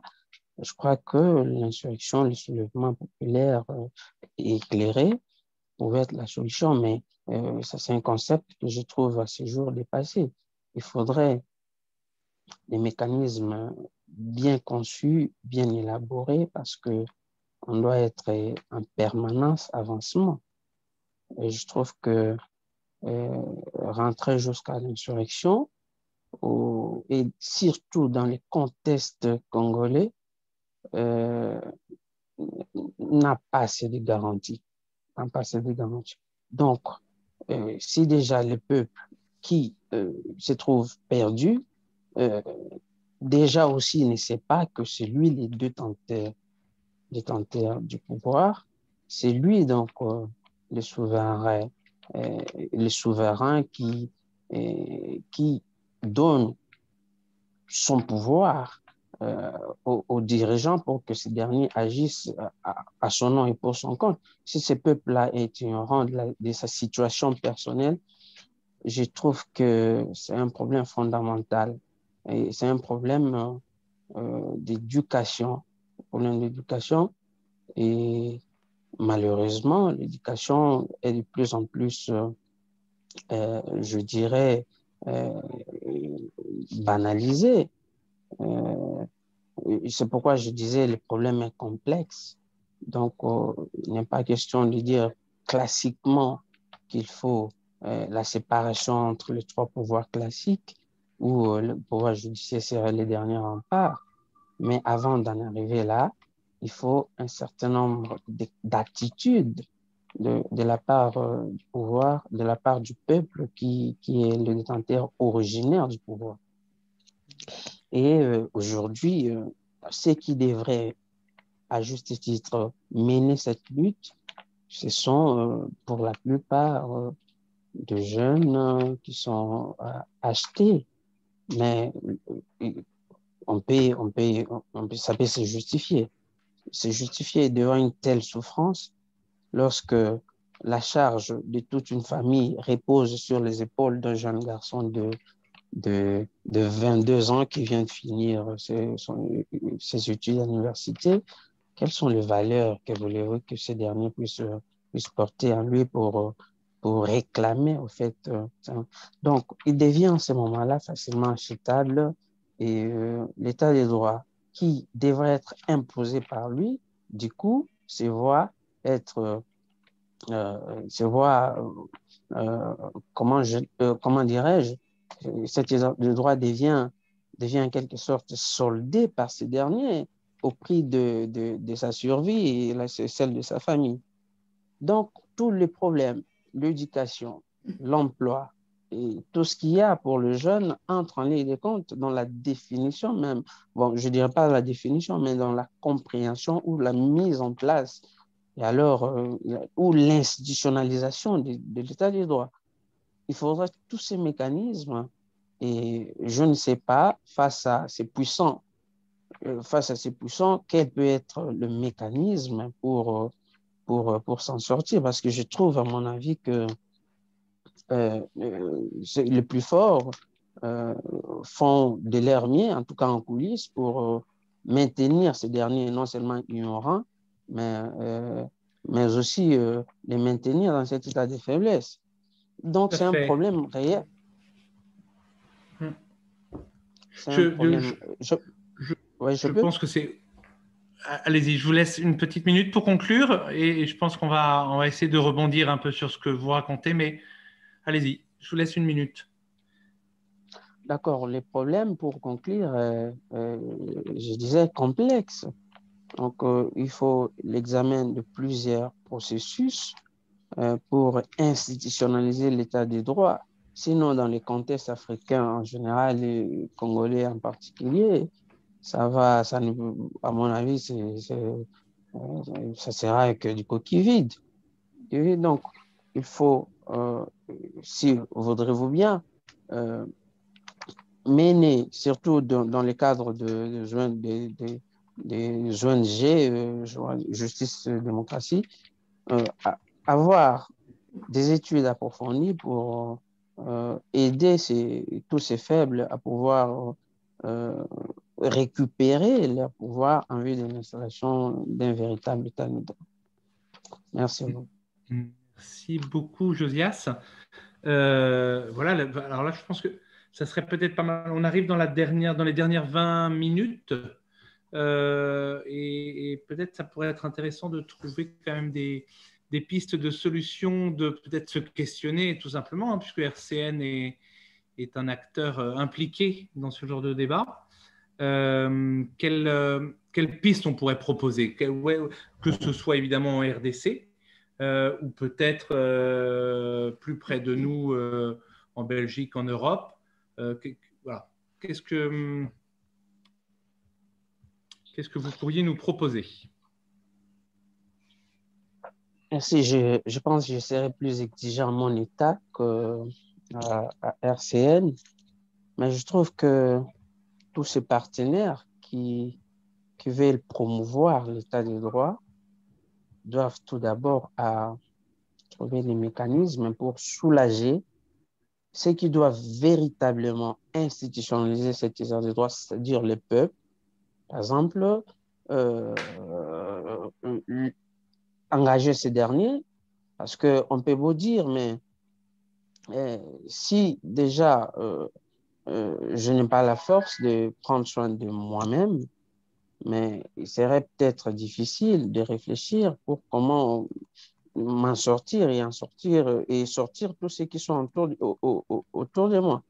Donc, la bonne dynamique serait l'éducation, ça c'est la première des choses.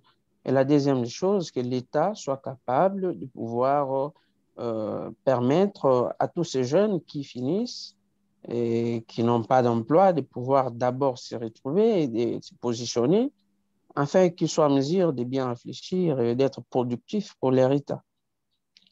Donc, l'éducation est la base. L'éducation est la base, que le peuple prenne conscience de sa situation, que le peuple sache que c'est lui, donc le véritable pouvoir. Le pouvoir lui appartient et que ce qu'il exerce, il ne l'exerce que par dérogation.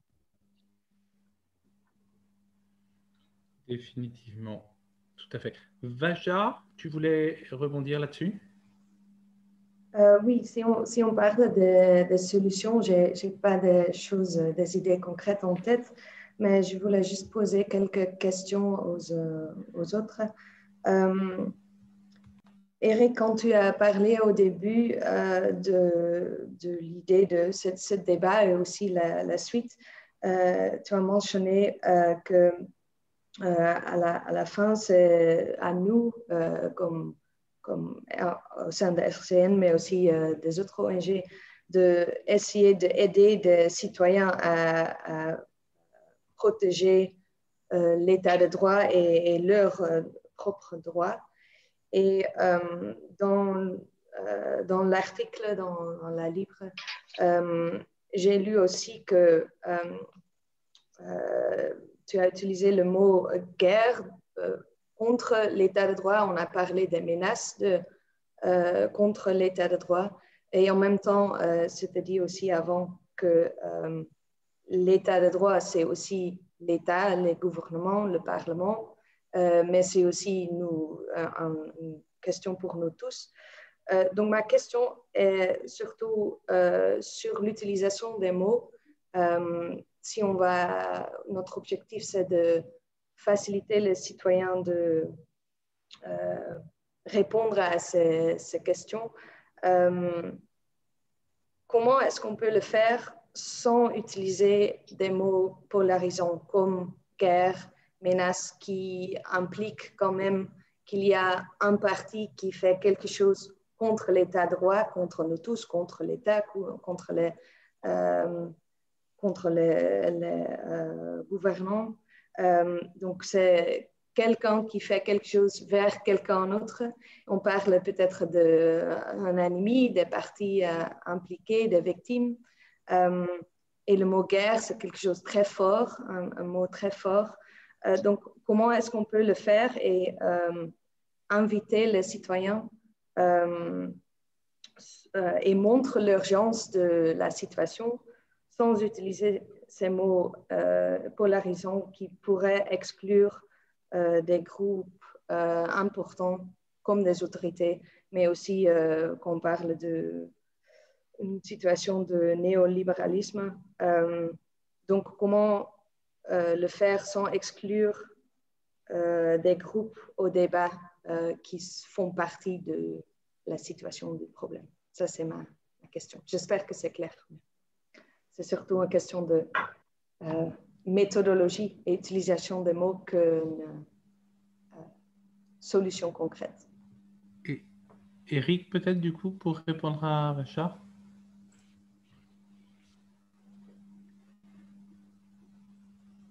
Eric est plus là. Eric? Alors, je n'ai pas entendu les tout derniers mots de Vacha, mais je crois que j'ai tout de même entendu l'essentiel. Tu as raison, hein, Vacha, je crois que dans le travail de sensibilisation ou d'éducation que nous devons mener, il faut faire attention au choix des mots. À la fois, on ne peut pas non plus contourner les réalités. Hein, et je crois que ce qui se passe, par exemple, c'est vrai que la France possède un grand laboratoire pour nous, autour de la Convention citoyenne, par exemple, qui a les 150 qui ont proposé des mesures pour lutter contre le réchauffement climatique. Lieu aujourd'hui est une véritable guerre. Les lobbies se sont mobilisés très fortement de manière à éviter que le minimum de règles et de mesures contraignantes pour les grands intérêts économiques sortent du processus qui est en cours suite à cette convention citoyenne. Et ça, c'est par exemple un exemple très, très clair et évident d'une guerre qui est en cours. Bon, alors c'est vrai que on peut tout de même éviter d'utiliser ces mots-là, hein, mais aujourd'hui, il ne faut pas se cacher que les enjeux sont tels que on a une véritable confrontation. Hein. Et d'ailleurs, le thème de la désobéissance civile est plus d'actualité que jamais, parce qu'un certain nombre de citoyens, et je rejoins ce que Malik disait tout à l'heure, ne avoir confiance en personne, hein, et donc mènent des actions directes, hein, comme on dit, ou des insurrections. Et c'est aussi une réalité, cela. Alors, c'est vrai qu'il faut le dépasser, parce que sinon, effectivement, on crée une situation très polarisante et qui peut-être ne débouchera sur rien. Et donc, il faut tenter de promouvoir une conscience, de promouvoir aussi un engagement de la part des citoyens à exercer leurs droits de citoyen et à s'impliquer. Mais comme l'ont fait les 150 de la Convention citoyenne, il y a plein d'autres domaines où ça peut se faire aussi. Je parlais de la gestion des communs tout à l'heure, la question de l'eau qui devient aussi un problème extrêmement majeur, y compris dans nos pays. Chaque été devient de plus en plus dur. Et là aussi, il y a une guerre pour l'eau, de plus en plus, qui se développe, y compris chez nous, parce qu'on a des épisodes de sécheresse, et Dieu sait si l'eau est un enjeu majeur, un véritable enjeu de survie, et qui aujourd'hui devient un lieu de confrontation important. Alors, comment est-ce qu'on peut amener des citoyens à s'intéresser et à marquer leur intérêt pour une gestion en commun de l'eau qui leur permettrait de trouver une certaine satisfaction. Et donc voilà toutes sortes de domaines dans lesquels on peut tenter de créer une sensibilisation qui tourne autour des nouveaux modes de participation à la production des normes, à la gestion des services publics, etc., et qui pourrait s'imposer ou s'immiscer dans les mécanismes traditionnels de la démocratie qui peut-être ne sont plus satisfaisants parce que ces mécanismes ont été un petit peu préemptés par des puissants, comme on a dit tout à l'heure, ou des intérêts économiques qui ont des moyens. Voilà, je crois qu'il faut trouver un équilibre entre une conscience des enjeux et où on est conscient qu'il y a des luttes, hein, il y a des rapports de force qui sont à l'œuvre et où en même temps il faut tenter de trouver une manière d'en sortir par le haut. Mais c'est pas évident, hein, c'est un petit peu la quadrature du cercle, je crois. Yes. Voilà mon type de réponse. C'est peut-être un peu insatisfaisant, mais je crois qu'il faut voir toutes les dimensions du problème. Merci Eric. Alors, il y a Alexandre qui avait levé la main et je passe la main à Pierre qui la lève en visuel. Alexandre, on t'écoute. Oui, bonjour Alexandre Delvaux, Éco-Communication. Merci Sébastien de m'avoir invité à ce débat très riche. Voilà, moi j'ai une réflexion, une question après ce que je viens d'entendre de la part de Monsieur Gillet. On voit par exemple qu'au niveau de la médiation, c'est une manière dans ces modes alternatifs de résolution de conflits, à la fois de désengorger la justice, mais aussi peut-être de rapprocher le citoyen qui devient lui-même acteur, un peu plus acteur du droit et de la justice. Donc moi, je fais un parallèle avec ce que vous venez de dire. En médiation, par exemple, on se rend compte que c'est un mécanisme qui est utilisé par des personnes qui disposent déjà d'un certain bagage éducatif et probablement de valeurs pour pouvoir entrer dans la médiation. En tout cas, des cours que j'ai suivis dans ce domaine et de mes professeurs, c'est ce qu'ils répercutaient, c'est qu'effectivement la médiation ne marche pas encore nécessairement bien si les personnes n'ont pas un bagage suffisant pour y rentrer. Donc, dans cette approche que vous avez que le citoyen se réapproprie aussi le droit, il y a des expériences qui sont menées de démocratie participative au niveau de l'Union européenne, au niveau de certains pays, en Belgique également. Mais est-ce que ça ne pose pas la question de la connaissance à la base que le citoyen pourra avoir d'un minimum de mécanismes, donc un minimum d'éducation citoyenne, mais d'éducation tout court sur les valeurs et les enjeux? Et donc, est-ce que de cette façon-là, ce n'est pas aussi une bonne idée, mais qui a ses limites? Merci beaucoup, Alexandre. Pierre? Alexandre, je ne vais pas réagir à ce que tu as dit parce que j'ai été très touché par l'intervention de Josias, je pense qu'il s'appelle, qui a parlé du Congo et de Josias Loconi, effectivement. J'ai été touché pour plusieurs raisons. D'abord, c'est le son de votre voix. On sent que vous parlez de quelque chose que vous connaissez, que vous vivez, et ça m'interpelle directement. Alors, je me sens aussi sollicité suite à votre intervention quant à l'impact qu'une ONG internationale, une ONG belge, c'est-à-dire une ONG postcoloniale, peut avoir sur la restauration de l'état de droit et plus particulièrement sur l'installation de la justice. Alors, à RCN, on a commencé à engager une discussion qui tourne autour des points suivants. La colonie n'était pas un état de droit. Ça veut dire que le peuple congolais n'a jamais connu l'état de droit tel qu'aujourd'hui les textes, parce qu'au niveau des textes, il n'y a pas de problème. Au niveau des textes, il y a tout ce qu'il faut. Il y a même une indépendance de la justice qui est garantie. Mais donc, le peuple n'a jamais connu cet état de droit. Il a connu des États avec des normes, peut-être des normes générales. Il a connu, avant la colonisation, des systèmes. Mais l'état de droit, il ne connaît pas, et l'écart entre l'état de droit et l'écart entre le système judiciaire et ce peuple dont vous disiez qu'il est souverain, l'écart est abyssal. Et nous nous rendons bien compte que quand nous arrivons avec une sorte de mimétisme juridique et judiciaire au Congo, nous faisons peut-être fausse route. L'écart physique, l'État n'est pas présent dans tout le pays, loin de là. L'écart intellectuel, l'État n'est plus à même de donner l'éducation à personne.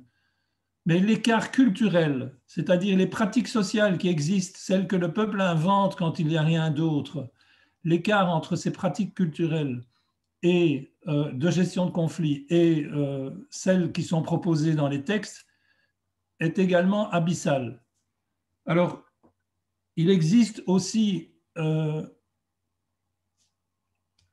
hypothèse comme quoi il y aurait eu autrefois des institutions qui fonctionnaient, et on parle pas mal de la palabre.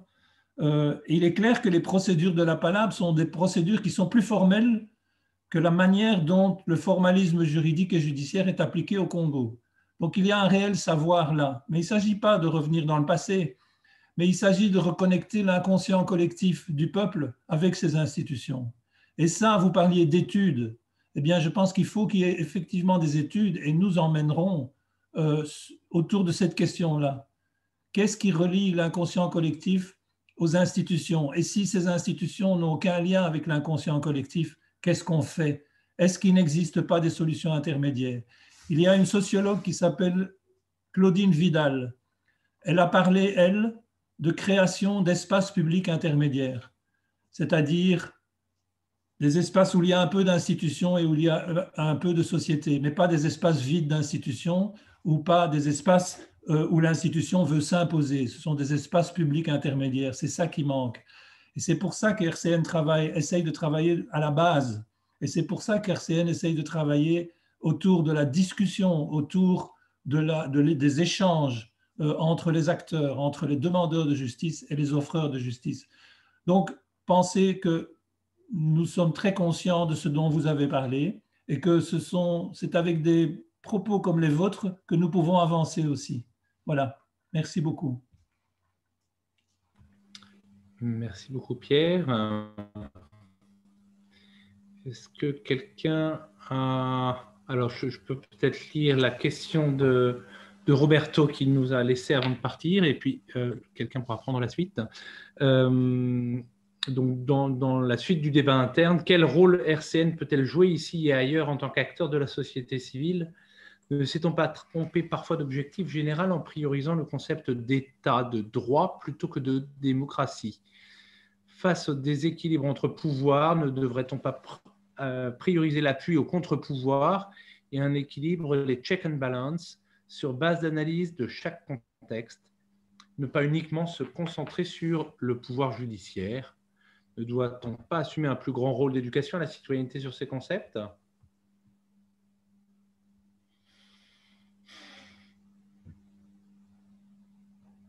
Une réaction? Oui. Moi, je veux bien en une phrase, c'est qu'il y a un contre-pouvoir cherché dans l'exercice de la citoyenneté.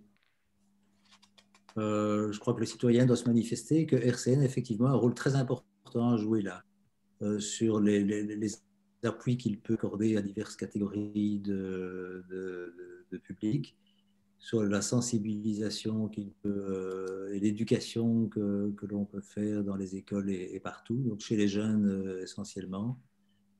Moi, je crois qu'il y a là un contre-pouvoir à chercher, effectivement, et par vraiment une vraie participation du citoyen et un engagement. Encore une fois, c'est Stéphane Hessel qui disait dans un premier temps, vous vous souvenez de ces deux fascicules qu'il a publiés. Le premier, c'était « Indignez-vous ». Et le deuxième, quelques mois plus tard, c'était « Engagez-vous ». Ce n'est pas tout s'indigner, il faut s'engager. Et je crois que ça c'est quelque chose qui est vraiment fondamental pour la santé de notre démocratie. Voilà. Merci Eric. Effectivement, l'engagement, la mobilisation, le pouvoir citoyen, donc le réseau citoyen, hein, c'est à nous. Alors on fait quoi du coup? Qu'est-ce que vous proposez là? La justice et la démocratie. Parce que puisqu'il n'y a pas de questions, je me permets d'en poser une un peu. J'ai eu l'impression, moi, à la lecture du texte d'Éric, que RCN, qui n'est pas forcément, on va dire, opérationnel en Belgique ou en Europe aujourd'hui, qui travaille sur de la sensibilisation, et on a vu que c'était effectivement, on en vient à dire que c'est quand même déjà très important, évidemment, mais est-ce qu'il n'y a pas un besoin de faire évoluer un peu notre mandat, de questionner notre manière d'agir aussi, et de se dire qu'il y a peut-être des terrains d'opération beaucoup plus proches de chez nous, qui pourraient aussi peut-être nous rendre plus légitimes avant d'aller intervenir ailleurs?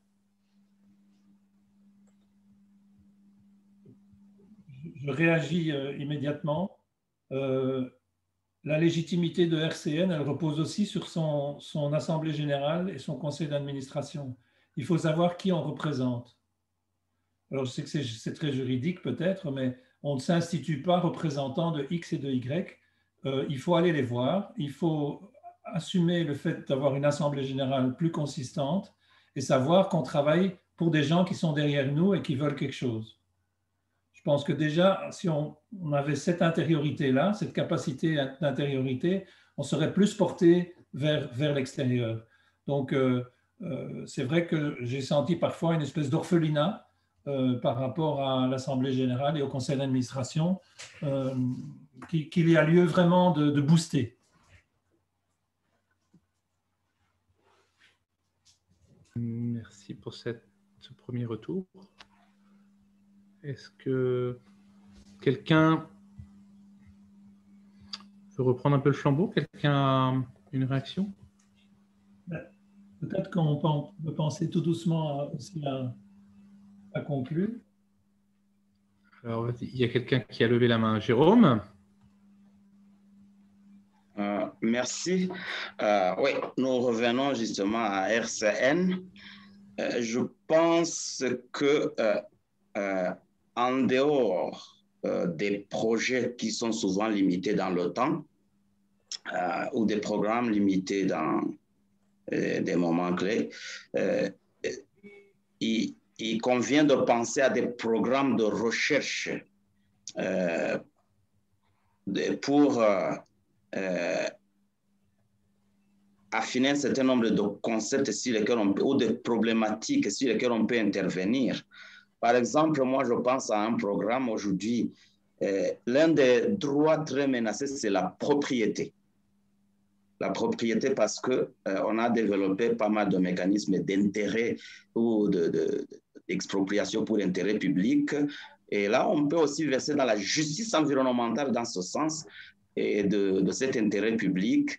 Développer, par exemple, un mécanisme de débat public pouvant conjuguer non seulement les débats sur la légitimité des décisions, mais aussi la rationalité, leur rationalité. Parce que il arrive que donc, les citoyens qui n'ont pas d'informations cohérentes ont besoin de quelqu'un qui, justement, apporte ces informations à la lumière pour pouvoir débattre. Et cela commencerait avec une phase de débat sensibilisateur. Donc, des débats sensibilisateurs, on ne peut pas intervenir directement, toujours, mais on peut mûrir la pensée sur ces questions, par exemple, sur la question de la propriété et la question, notamment en faisant des études d'impact ou en accompagnant des organisations, je n'aime pas appeler de la société civile, mais pour la société civile, les accompagner dans la participation aux décisions pouvant menacer la Constitution pour qu'ils y participent avec plus de consistance. Voilà une approche que moi je propose pour LCN, côté intellectuel en tout cas. Merci beaucoup. Alors, il y a encore des personnes qui ne sont pas intervenues. Donc on s'achemine doucement vers la fin, mais il y a peut-être encore de la place. Je vois Armand. Ne doit-on pas beaucoup agir sur des cibles jeunes, sur des questions de citoyenneté, de reconnexion de pouvoir public à des systèmes de justice dont aspirent les citoyens, afin que les jeunes ne soient pas encore exploités ou corrompus intellectuellement par les gouvernants? Merci Armand. Et voilà, peut-être Éric, Pierre, une amorce de conclusion pour ce débat? Je laisse la parole à Éric. En termes de contenu, moi, je n'ai plus rien à ajouter, je crois, par rapport à tout ce que j'ai déjà eu l'occasion de dire. Mais voilà, je trouve qu'on a eu un débat extrêmement riche, très intéressant, qui montre que nous avons vraiment eu raison de l'organiser. Et je remercie tous les participants, tous ceux qui sont intervenus, de l'avoir fait par écrit en posant des questions ou oralement. C'était extrêmement riche, voilà, dans des conditions qui sont toujours compliquées, puisqu'on doit le faire par télévision. À la fois sont riches parce qu'on a dans nos débats de ça-là beaucoup de gens qu'on ne fait pas en temps normal. Et ça, c'est quelque chose de très, très riche aussi. Voilà. Pierre. Écoute, je ne vais pas en rajouter. Je vais juste remercier aussi ceux grâce à qui le débat a pu avoir lieu. Donc, Patricia, merci beaucoup. Merci pour ton silence attentif. Tu as raison. Merci aussi, Sébastien, pour ton écoute. Et merci à tous ceux qui sont encore là. Et on est beaucoup, donc c'est bien. On ne va pas demander à chacun de faire un résumé de l'intérêt qu'il a ressenti durant le débat, mais Je peux parler? je ne peux qu'appuyer ce qu'a dit Eric et remercier tout le monde, évidemment, aussi. Et alors, pourquoi pas laisser un petit mot à Josias, 30 secondes Josias, mais on termine avec la RDC, c'est merveilleux. Merci beaucoup. J'ai suivi attentivement l'intervention de Pierre sur ce que j'avais dit. Je l'ai compris, mais j'appuie aussi ce que vient tout de suite de dire Armand. C'est tellement riche dans la mesure où moi, personnellement, j'ai fini il y a 2 ans de cela, j'ai fini mes études, mais je n'ai jamais travaillé. D'ailleurs, c'est ma première fois de participer à une conférence de ce genre qui a été vraiment productif pour moi et je vous remercie beaucoup. Merci beaucoup, Josias. Voilà, Jean de Dieu dit, face à la notion de centre-périphérie, le concept d'état de droit peut-il avoir de la place dans un contexte où un effectif important de la population ignore même ses droits? Là, je vois le cas de la RDC où une partie importante de la population est soit sous-informée, soit illettrée. Comment jugez-vous le travail de RCN face à cet écart? Jean de Dieu de Goma. Voilà, la réaction était tardive, mais globalement, je pense qu'effectivement, on a compris qu'en tout cas, il y avait pas mal de travail et pas mal de pain sur la planche encore pour avancer, qu'effectivement, il fallait faire un peu d'éducation, de conscientisation, de réflexion, qu'on avait en tout cas de lourdes responsabilités et qu'il ne faut pas s'en arrêter là, je crois. Donc, une mobilisation, Eric et Pierre vous l'ont rappelé, ils sont au conseil d'administration, mais on vous attend tous également, que ce soit au conseil d'administration, à l'Assemblée générale. On a besoin de mobiliser les ressources. Donc, n'hésitez pas. On reviendra vers vous pour vous remercier et faire quelques communications sur la base de la discussion qu'on a eue tous ensemble. Un grand merci à tous et à la prochaine fois. À la semaine prochaine. Voilà, tout le monde peut ouvrir ses micros. Hein. La prochaine. Merci beaucoup. À très bientôt. Merci à tous. Au revoir. Merci beaucoup. Salut Pascal. Salut.